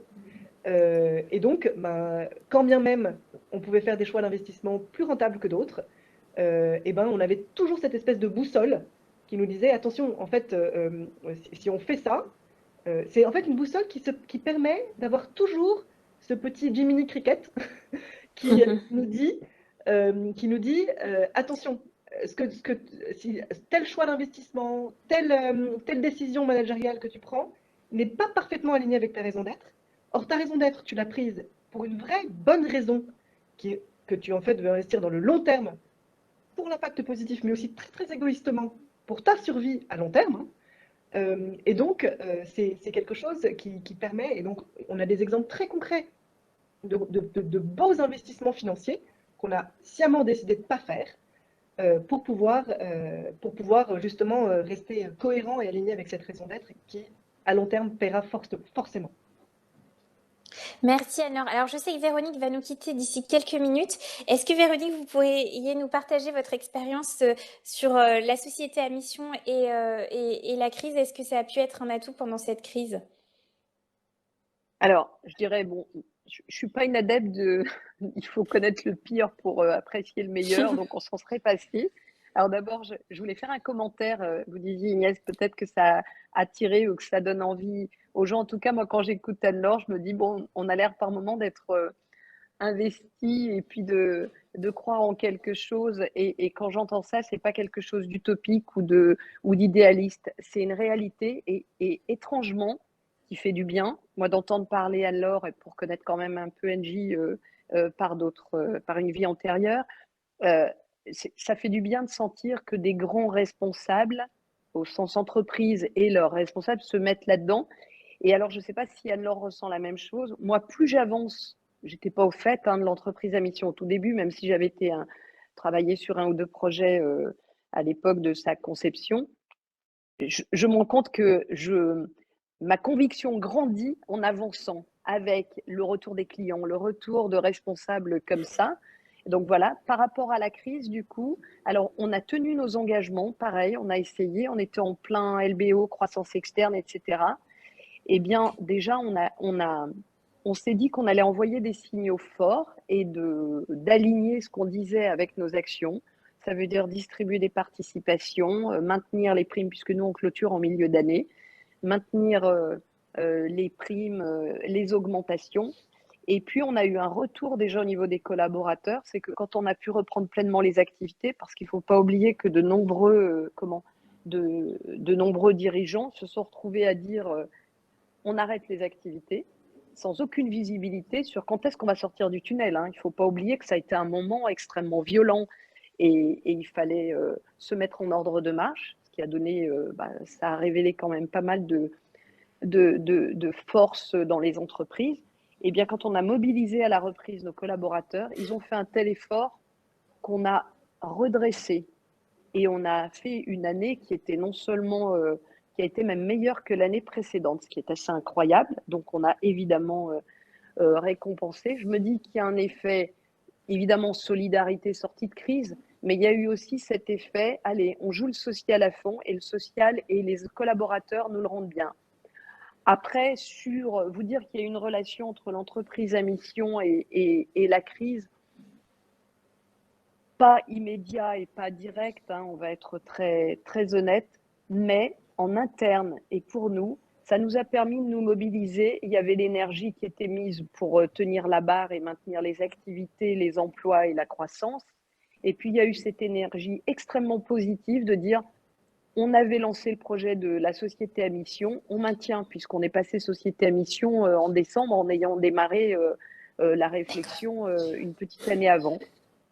Donc voilà, ça nous a permis, en interne en tout cas, de générer du positif, de lancer des projets extrêmement positifs qui nous sortaient la tête de la crise et puis tout le monde en avait ras-le-bol d'entendre parler de Covid, de porter des masques, etc. Donc, on était sur des choses d'énergie très positives. Et vis-à-vis aussi de l'extérieur, c'était pareil. Ça nous permettait de nous rapprocher, de faire des réunions avec des clients. Alors, évidemment, en visio, mais avec des clients, avec des fournisseurs, avec des parties prenantes, avec des financiers, avec des juristes, sur des sujets autrement plus réjouissants que ceux liés à la crise. Merci Véronique. Je crois que Hérol voulait répondre. Oui, non, juste pour donner peut-être une vision en fait complémentaire. Non, moi je pense que je pense que les raisons d'être et les missions pendant la crise, elles, devaient s'appliquer. Je pense que la première chose qu'on devait attendre d'elles, c'est qu'elles assurent la sécurité des employés, par exemple, parce que je pense que c'est la première des choses. Si on prend cette notion comme étant une action collective, on peut imaginer que beaucoup d'entreprises, elles, ont commencé à faire des masques, du gel. Enfin, je veux dire, il y avait des actions ponctuelles. On peut aussi voir que cette action collective, on aurait pu l'attendre aussi à trouver la solution à cette crise. Il y a peut-être eu une relation entre les entreprises et l'État qui a donné peut-être le vaccin. Vous voyez, déjà, on peut voir déjà dedans une solution en tout cas de cohérence dans le rôle que peuvent avoir les entreprises vis-à-vis de tout ceci. Au sortir de la crise et donc pendant cette crise du premier confinement, il ne faut jamais oublier qu'à une étape de la société à mission a été passée. L'entreprise Danone est devenue le 26 juin société à mission, au sortir du confinement. Vous voyez, non, je pense que le confinement, c'est juste, ça cristallise un temps, si vous voulez. C'est pas, on réalise pas qu'on est dans une situation désastreuse. On était dans une situation désastreuse. C'est une continuité. Par contre, c'est vrai que ça a permis des vocations. Voilà. Dans le monde de la société à mission, Danone était un grand moment. Voilà. C'était un moment où tout le monde a dit, tiens, ça existe encore plus fort. Donc, si vous voulez, non, je pense que la crise, elle a passé. Il faut juste se dire maintenant qu'on la comprenne parce qu'a priori, on devrait en vivre d'autres. Donc maintenant, on sait quelle réaction on pourrait avoir. C'est-à-dire que la cohérence devrait venir à ce moment-là sur ces actions pour les entreprises. Merci Hérol. Delphine, vous souhaitez réagir ? Non, je trouvais que l'exemple était très intéressant. Alors j'espère qu'on n'en vivra pas d'autres, en tout cas pas de sitôt. Et je pense que cette crise a accéléré beaucoup de choses. La responsabilité de l'entreprise vis-à-vis de son écosystème en fait partie. Et le digital est un autre aspect dont on a ressenti aussi la forte accélération. Je pense que c'est comme ça peut-être qu'il faut percevoir les choses. Vous avez raison, merci. Alors, j'ai une autre question. Est-ce que les salariés doivent être impliqués dans le processus de l'intérêt social éclairé ? Je vous laisse peut-être Delphine réagir et puis... Oui, 1000 fois oui. Hérol, est-ce que vous souhaitez... Allez-y Delphine, pardon. Oui, je voulais dire qu'une raison d'être, la formulation d'une raison d'être, alors il y a l'intérêt social éclairé qui s'arrêterait à la prise en considération des enjeux sociaux et environnementaux, c'est-à-dire l'étage obligatoire de la fusée, où là, effectivement, l'analyse des enjeux de la société, de ses activités sur ses employés est absolument essentielle. La raison d'être, la formulation d'une raison d'être, pour moi, le processus passe forcément par l'implication notamment des employés parmi d'autres parties prenantes. Cela ne renverse pas la logique de pouvoir organique et les responsabilités juridiques des différents organes de la société, mais cela doit faire évidemment, la consultation fait partie du processus. Moi, je pense même qu'on n'a jamais autant interviewé de salariés que depuis la société à mission. Moi, je peux vous donner quelques chiffres. On est aujourd'hui sur les sociétés à mission et les raisons d'être. Il y a à peu près 90 entreprises, une centaine d'entreprises qui sont en raison d'être, 250 entreprises à peu près qui sont sociétés à mission. On touche à peu près aujourd'hui près de 2 700 000 salariés. Voilà. Donc, je ne sais pas si vous voyez un peu la masse. Nous, on les calcule sur sociétéamission.com. Donc, on a des chiffres. Mais évidemment qu'ils doivent participer à la co-construction. Mais je pense que c'est le moment essentiel où vous allez créer tant l'appartenance que la volonté de faire du collectif. Et dès cet instant, vous voulez des jeunes talents, faites-les participer. Vous voulez des talents plus anciens, faites-les participer. Tout le monde doit participer à tout ceci. Vous verrez in fine, je pense que prenez comment l'aspirine chez Bayer a été construite, vous comprendrez que ça s'est fait sur les mêmes principes. Donc, continuez comme ça, quoi. Merci, Erol. Véronique, vous vouliez réagir? Oui, merci de me donner le micro. Oui, parce que j'allais dire, pour moi, il n'y a même pas de question à se poser. Je ne vois pas comment on pourrait imaginer une raison d'être sans embarquer l'ensemble des collaborateurs. Alors, évidemment, il y a la classe des collaborateurs qui sont force de proposition, etc. Nous, on a aussi une population sur le terrain qui sont des ouvriers. Eh bien, on essaie aussi et on les embarque. Pourquoi? D'abord par des petits gestes, parce que ça passe aussi par une responsabilité individuelle. Donc, on va parler d'éco-gestes. Si on veut faire baisser le bilan carbone, déjà que les gens apprennent à conduire peut-être un peu différemment, avoir d'autres pratiques. Et puis aussi parce qu'ils sont sur le terrain et comme c'était dit précédemment, l'innovation, la bonne idée, elle peut venir de n'importe où. Donc, on a lancé des initiatives, Eureka et autres, en disant, allez, si vous avez des bonnes idées, faites-les remonter et on en fera des projets. Et donc, voilà, donc c'est d'embarquer tout le monde. Ça ne peut pas être, selon moi, ça ne peut pas être qu'une initiative d'une partie du management. Et c'est aussi pour ça qu'on aligne le social. On a créé une société de cadres, mais après des participations pour vraiment, j'allais dire, faire entrer tout le monde dans la réussite et le développement de l'entreprise. Mais je ne sais pas ce qu'Anne-Laure en pensera, mais je ne vois pas comment on ne peut pas associer l'ensemble des collaborateurs. Merci Véronique.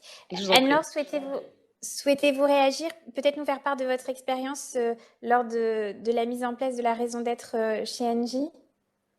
Alors, complètement, hein, je rejoins complètement ce que vous avez dit tous les trois. Nous, c'est un travail qui s'est fait vraiment en associant l'ensemble des parties prenantes, le collaborateur, le client. Voilà, c'est vraiment quelque chose qui a été très concerté et qui se fait pas seulement à travers en se disant, bon voilà, qu'est-ce qu'on souhaite que l'entreprise fasse, mais également sur comment est-ce qu'on souhaite le vivre très concrètement au sein de l'entreprise. À travers justement des actions très concrètes. Donc, on met en place aussi, par exemple, dans chacun des départements de l'entreprise, dans chacune des entités de l'entreprise, une façon de compter l'impact positif pour la planète des actions qu'on fait, à la fois dans le travail de tous les jours. Donc, chacun sait, voilà, je travaille sur tel projet, en fait, le fait que je travaille sur tel projet, je permets d'éviter tant de carbone, le fait de faire ce projet-là. Le fait de voilà, et puis après des choses sur l'empreinte très, très bête, hein, donc même le service achat sait que s'il fait attention à tel sujet avec ses fournisseurs ou le service juridique pour essayer de faire baisser son bilan carbone à travers des efforts très concrets. Enfin, il y a des choses vraiment qui ne sont pas que dans notre business, mais aussi très concrètement dans l'activité des salariés au quotidien, dans ce qu'ils font au quotidien, de façon à ce que ce soit quelque chose de très ancré. Et donc, ça a été fait, bien sûr, en pleine collaboration, sinon ça n'a pas de sens. Merci Anne-Laure. J'ai une troisième question que je vais vous poser, Erol. C'est un jeune chef d'entreprise qui s'interroge sur la société à mission. Il se demande s'il doit commencer par la raison d'être avant de se lancer. Est-ce progressif? Alors, pour aller jusqu'à la société à mission, il devra se doter d'une raison d'être. Mais vous qui avez accompagné de nombreuses entreprises sur ce chemin, peut-être que vous pourriez lui apporter quelques clés. Je pense déjà qu'il devrait définir ses parties prenantes. S'il définit ses parties prenantes, il saura vers qui il va s'adresser. Une raison d'être lui donnera déjà effectivement sa colonne vertébrale, ce qui permettra de guider sa stratégie, mais la société à mission lui donnera la boîte à outils. Et cette boîte à outils, elle est très importante, parce qu'elle va lui donner tant le contrôle que la garantie de ce qu'il fait. Je pense que l'OTI va devenir la garantie de ce qu'on fait aujourd'hui. Bon. S'il veut faire sa société à mission, qu'il définisse évidemment celle-ci, qu'il pense qu'il puisse effectivement leur demander ce qu'elle pense de l'entreprise, ça va lui permettre déjà de se définir. Je sais, déjà, c'est très compliqué pour une entreprise de se définir. Alors, à ce moment-là, c'est le grand moment. Je pense que la raison d'être devra être un bon vecteur, mais il verra tout de suite que la société à mission sera nécessaire. D'ailleurs, je sais, il y a juste un petit point, il y a un rapport qui va sortir bientôt sur la gouvernance d'entreprise d'ici la fin du mois à peu près, qui a été donné par Brice Rocher, qui a été donné à Brice Rocher pour faire ce rapport. Une des mesures, mais qui n'a pas été retenue, hein, c'était que toute entreprise à raison d'être dans les 5 ans devra devenir société à mission. Elle n'a pas été retenue. Mais vous voyez, l'esprit est là. Vous voyez déjà, l'esprit, le crochet, déjà, se fait là-dessus. Merci, merci Erol. Effectivement, le rapport Brice Rocher sortira le 19 octobre prochain. Et j'ai encore une question pour vous, Erol. Est-ce que tout à l'heure, vous évoquiez votre site sur lequel vous faites un suivi des sociétés qui ont mis en place une raison d'être. Est-ce que vous voyez émerger un type de société, un secteur d'activité en particulier? Ah non, on voit très clairement, mais depuis le début, on voit que les entreprises se suivent.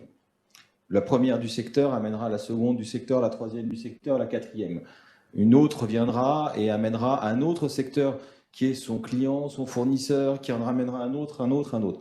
Il est vrai que toutes les premières entreprises, par mon analyse, mais mon analyse est peut-être un peu faussée parce que c'est ce que je regarde beaucoup, sont attaquées par des ruptures de business model aujourd'hui. Bon, je ne vais pas citer toutes celles qui existent aujourd'hui, mais vous pouvez voir aujourd'hui, il n'est pas étonnant de voir les entreprises qui se sont dotées très vite de raison d'être, par exemple. Bon. Les sociétés à mission, il faut voir aussi que dans les sociétés à mission, on a à peu près 80 à 90% de PME, très peu de grandes entreprises, très peu de TPE. Vous voyez, le marché, il reste à remplir sur l'un comme dans l'autre. Sur le site, ce qu'on voit par contre, c'est qu'on arrive à avoir toute l'actualité qui sort, puisqu'on publie toute l'actualité tous les jours. Et on voit toute l'actualité qui sort sur ces sujets. Alors parfois, vous n'avez rien, et parfois, vous avez énormément de choses. Pourquoi? Un secteur s'est mis sur le sujet. Une personne a commencé à innover. Donc, tout le monde parle de cette innovation. Si vous voulez, tout se transfère. Il y a tout un transfert. Et vous avez effectivement aussi toutes les personnes qui ont raté la définition de l'entreprise. Ils savent aujourd'hui que donc, elles sont contre, et celles qui sont contre font avancer la société à mission. Vous voyez, alors, le microcosme est en train de tout est en train de se créer. Si vous, l'écosystème se crée, voilà. Et il faut avoir une vision globale. Si on a cette vision globale, ça permet de voir ça permet d'être un peu visionnaire. Alors un peu, pas beaucoup, je pense, mais en tout cas, on peut voir loin. Merci.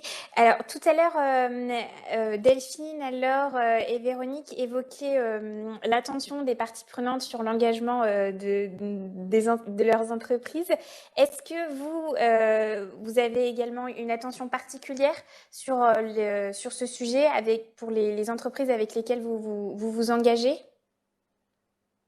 Je ne sais pas si Anne-Laure ou Véronique souhaitent répondre en premier ou Delphine. C'est-à-dire?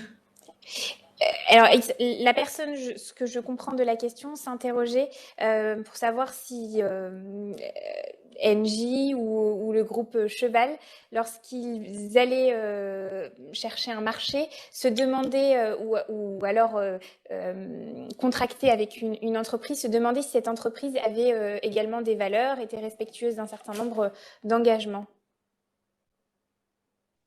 Alors, tout à fait. Donc, de manière très concrète, typiquement par exemple sur nos fournisseurs, étant donné qu'on souhaite être neutre en carbone en 2045 sur l'ensemble de notre scope, ça veut aussi dire que vis-à-vis de nos fournisseurs, nous ne prendrons les fonds que des fournisseurs qui sont eux-mêmes devenus neutres carbone. Donc, on a un vrai sujet, hein, et d'ailleurs, ça demande un vrai accompagnement. Hein. Ça veut dire que dans nos appels d'offres, on est très spécifique sur ces sujets-là, sur ce qu'on attend de leur part pour que les trajectoires carbone soient respectées. Et donc, c'est des choses sur lesquelles on a des vraies attentes. C'est aussi des choses sur lesquelles on les accompagne, parce qu'on a certains fournisseurs qui sont plus petits et sur lesquels ils ont besoin d'un accompagnement pour pouvoir justement prendre en compte le mieux possible les enjeux sociaux et environnementaux. Mais effectivement, et après, on a toute une liste très détaillée de no-go sur des sujets que ce soit. Alors, il y a les elephants in the room, hein, qui sont des sujets éthiques et autres, mais énormément de sujets sur lesquels on n'achètera pas nos panneaux solaires de sociétés qui ont des sujets sur du travail illégal, on n'achètera pas de. Enfin voilà, et donc il y a vraiment ces sujets-là. Et après, quand on prend les marchés, effectivement, il faut déjà arriver de ne pas souhaiter travailler, faire un partenariat avec des clients qui se retrouvaient dans des situations ou sur des secteurs ou des marchés qui n'étaient pas en lien avec notre raison d'être de vrai pour la transition écologique. Et donc, il y a des secteurs particulièrement polluants, par exemple, où quand bien même le fait de travailler avec eux pourrait participer à rendre finalement leurs activités moins polluantes, où on se dit, en fait, c'est important aussi qu'ils aient des signaux forts pour comprendre qu'il faut vraiment changer de mindset pour travailler avec eux. Il y a des acquisitions qu'on pensait faire et sur lesquelles on s'est rendu compte qu'il y avait, par exemple, énormément de centrales à charbon avec pas d'alignement sur le fait de décarboner, et ben nous avons décidé de ne pas faire ces acquisitions. Donc, il y a un vrai impact comme ça. Merci Anne-Laure. Alors, je crois que Véronique souhaite réagir. En 2 minutes, parce qu'on arrive au bout de la séquence. Je ne sais pas s'il est possible de débloquer. En 1 minute, ça va dans le même sens qu'Anne-Laure. Oui, évidemment, ça va jusqu'à ce choix-là. C'est-à-dire qu'on ne peut pas s'afficher entreprise à mission et ne pas vérifier que les gens qu'on met dans la boucle et dans son business model ou dans son économie ne répondent pas à certains critères. On ne leur demande pas d'être mis à mission. Alors, je dis souvent société à mission, mais je veux dire engagement RSE, évidemment, on voit bien de quelle responsabilité est-ce qu'on parle. Donc non, on ne répondra pas on ne prendra pas le mieux-disant en termes de tarifs. On va vraiment regarder si les valeurs, alors je parlerai de valeurs, si on est aligné sur les valeurs, sur leur manière de respecter l'environnement, de respecter le social, de respecter le territoire. Donc, bien évidemment, on sélectionne nos fournisseurs aussi sur ces critères-là. Et j'allais dire, on sélectionne aussi les co-traitants ou les sous-traitants, bien évidemment. Et alors, les clients, il y a toujours un partage de valeurs, mais je peux vous dire que j'ai vu le président s'animer à ne pas partager certaines valeurs et à aller refuser une typologie de clients pour X raisons, voilà, parce qu'il délocalisait tout, etc. Voilà, je voulais juste te dire que bien évidemment, il fallait aligner. Merci beaucoup Véronique. Je le disais, nous arrivons au bout de notre heure et demie. Merci pour votre participation active. Il me reste à vous remercier d'avoir participé nombreux à notre webinaire, mais également à remercier nos invités pour le temps qu'ils nous ont consacré et leur partage d'expérience toujours clair et précis. J'espère qu'ils auront su vous inspirer. Sachez que le contenu de cet événement sera disponible en replay dès ce soir sur la plateforme Imagina et prochainement sur le site du comité gouvernance des entreprises.com. Je vous invite également à rejoindre notre page LinkedIn.